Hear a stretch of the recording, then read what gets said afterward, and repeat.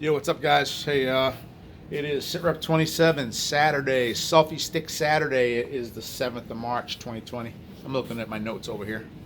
So, real quick, some corrections. Back in SITREP 26, I said that I said both my mouth when I chew was full of sawdust in the back and mush. It's not mush, it's definitely sawdust because um, my saliva gland being what it is, not working too good, everything's dry, right? So everything's dry, sawdust, you get it.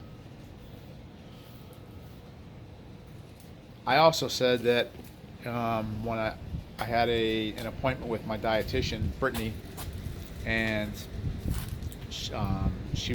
we were gonna see if I could get my feed tube out in my port, but no, based on my weight. But that's not the case at all, and it was never the case. It's not based on weight. It's based on whether I am cleared cancer-wise or not. So I have my PET scan at the end of the month, and if I am, they don't find anything, then we can talk about getting my feed tube out, and also my port where they put the meds in and everything. So that way, if I still have issues, I might have to use my feed tube again. So there's no way of taking it out. Doesn't make any sense to take it out and then have to put it back in again. So that's that.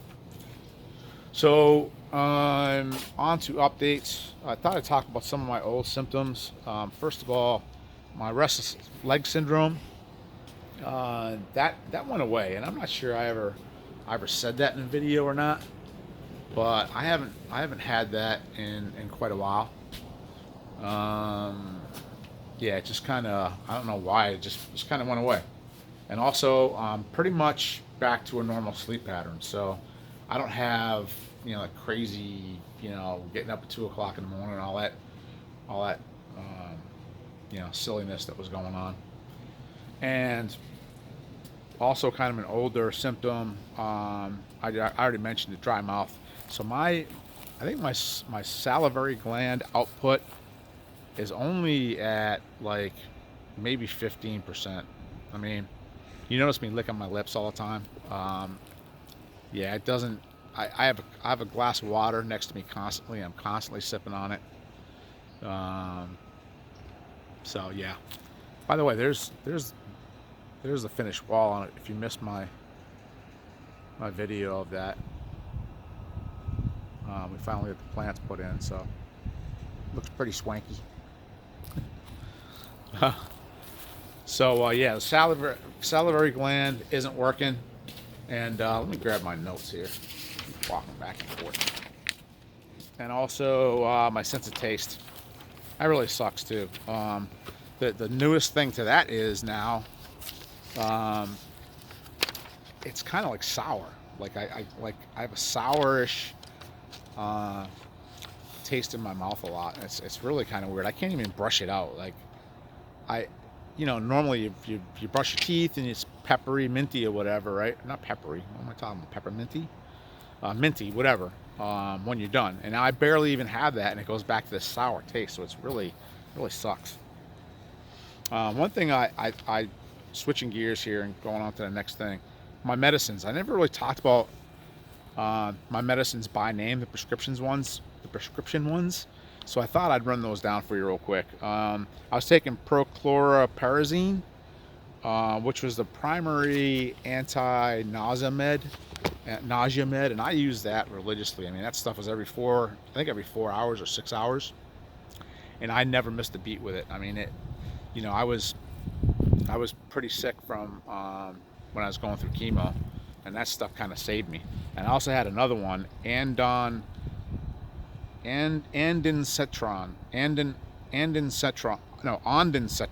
hydrochloride. Ondansetron hydrochloride.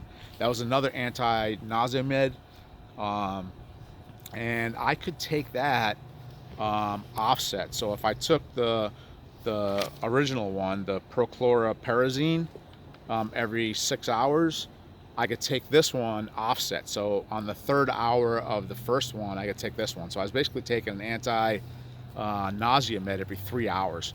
And I didn't do that a whole lot, but there were days when I was just sick as a dog, and I took advantage of that. So I guess they were made out of different ingredients, so you know they didn't conflict with each other, and you could actually take them, which is awesome. And then I took pantoprazole NA. That was for reflux. Again, from the chemotherapy, it kind of messes with your stomach acids, and it gets up into your esophagus. Bad juju. So I took that. And then I was taking trazodone hydrochloride. That was only like 100 milligrams. That was for sleep. That's the one, if you take it above like 400 milligrams or 400 and above, that is for an antidepressant needs. So down only around 100 milligrams, they give it to you for sleep, and that's the one after about a half hour. You're in the dirt. I mean, you're groggy as heck, and yeah, it put me right to sleep. And last but not least, for prescription drugs is oxycodone. Obviously, that was for pain. 10 milligrams. Those times I could have taken that for pain during the day, but I didn't. I don't like taking medicines anyway. So the only time I really took oxy was at bedtime, trying to get to sleep. That's what I used it for, as a sleep pill, actually. That was before I got the trazodone. Other symptoms, kind of newer ones. I got a sore neck, and really, so I in a previous SITREP, like 25 or something, I had that lump, and it was because I had swelling inside around my trachea, around my Adam's apple, and it pushed that what do you call it? It's part of the skeleton that protects your throat. It pushed it out, so that's why I had a lump, and you could push it, and then the lump came on this side, so it kind of went like this. So yeah, but my neck is sore all the way around now, and I don't know, what's going on with that. I think one of the things that I have to do from the ENT, they told me, the radiation causes scar tissue, and so okay, that was awesome. So I hit the button on my selfie stick. It actually turned it off this time. Who knew?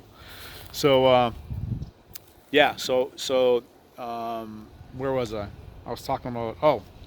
So now I got a sore neck all the way around, and so radiation causes scar tissue, and so the ENT gave me these exercises to do. Like one of them, you just lift your head up like this, and you open your jaw all the way slowly. You hold it about 4 seconds, and then you close your mouth slowly. You do that 3 or 4 times, and then you do that 3 or 4 times a day. That's just one of them. Other ones is like circles and all kinds of stuff, and you do that so the scar tissue doesn't build up, and that your muscles and your tendons and everything don't atrophy, right?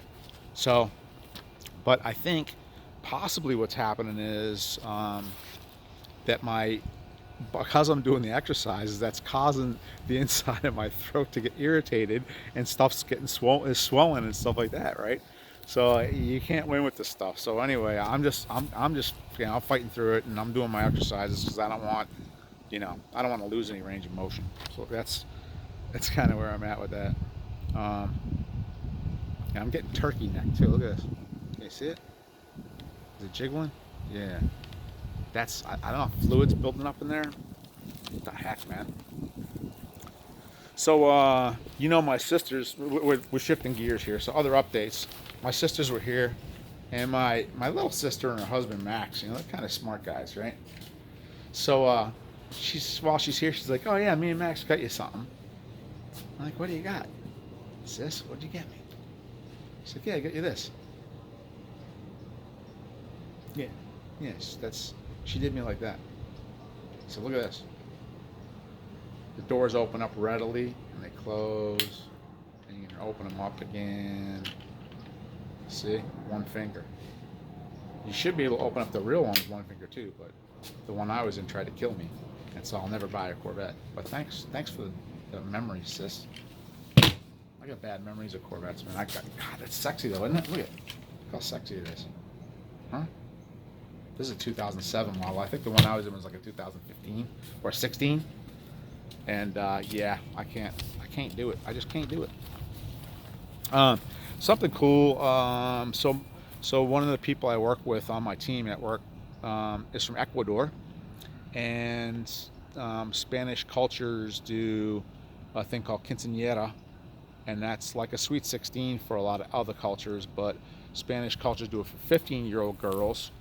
And so her daughter, I don't know if her birthday's today, but it's right around today. So they're doing quinceañera for her, and tonight. So the wife and I got invited to that. So we're gonna go there, and I'm told there's gonna be food there. So I'm thinking it's ethnic food, which would normally be awesome.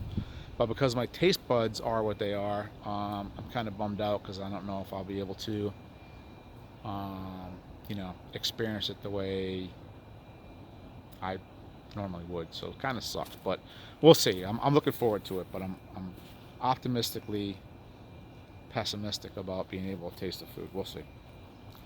I'm back to work on Monday. That's 2 days from now. You know, kind of looking forward to that. I'm kind of bored around here. One thing that already came up, the team's gonna be doing a lot of travel, you know, shortly after I get back potentially. And my team lead told me that they're considering leaving me in the rear with the gear and holding down the fort here at home while everybody else travels, because I'm high risk, you know, because I'm a cancer patient. This whole crazy coronavirus thing, so that really sucks. I understand it, but hopefully I'm hoping it's open for discussion. Maybe I can do some local trips or something. I don't know. We'll see. But yeah, it kind of comes with the turf where you know, cancer sucks. Just keeps on giving, man. Just keeps on giving. By the way, here's so we got the plants put in. It's kind of what the wall's looking like. Kind of digging it. You can see over there. And the lights look really swanky too. I've been tweaking them at night here and there. So yeah. So hey, anyway, I think that's pretty much all I got, guys. You know, thanks for following me. Appreciate it. Hope everybody else is doing okay out there. It feels kind of weird because of these videos. It's all me, you know. And sometimes, I mean, everybody likes to talk about themselves, but I feel kind of weird being the only one talking here. So anyway, see my teammates soon. See you guys Monday. Everybody else, I don't know. Leave me a comment. Ask me questions or whatever. All right. See you guys. Take care. Have a good rest of your weekend. Bye.